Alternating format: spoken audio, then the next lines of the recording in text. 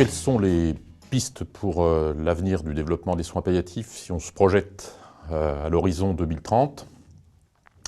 L'avenir peut se penser dans deux directions simultanées.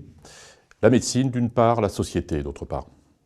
Pour ce qui concerne la médecine, l'enjeu principal sera, à mon sens, d'éviter que la médecine ne produise des situations de survie insensées. Tout acteur de santé, demain, sera probablement aidé, voire totalement substitué par l'intelligence artificielle pour la gestion des situations courantes, via le traitement des données algorithmées. L'acteur de santé de demain sera confronté essentiellement à des situations complexes, singulières, et que la médecine scientifique aura contribué à générer.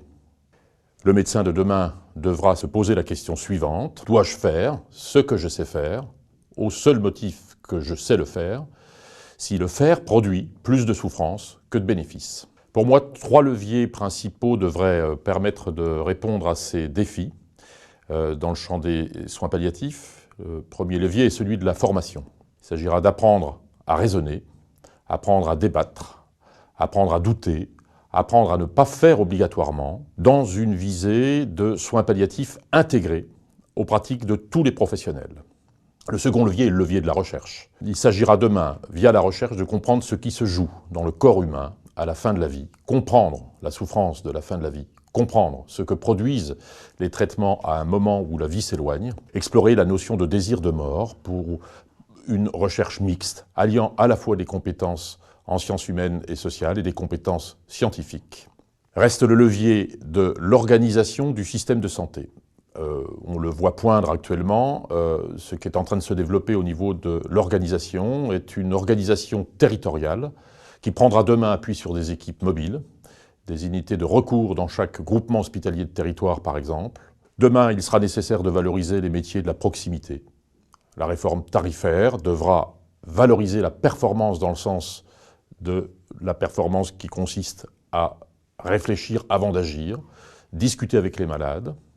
Le deuxième champ est celui de la société, celui de la question de la finitude dans notre société. Ceci passera par l'information via les médias et des leviers seront actionnés pour développer des nouvelles formes de solidarité vis-à-vis des personnes les plus vulnérables. Demain se développeront des structures de répit, demain se développeront des actions de bénévolat au domicile des patients, des métiers de l'accompagnement au plus près des personnes, mais aussi demain se développeront des dynamiques éducatives pour réintégrer la question de la finitude de l'homme dans l'éducation, dans la formation, dans la scolarité.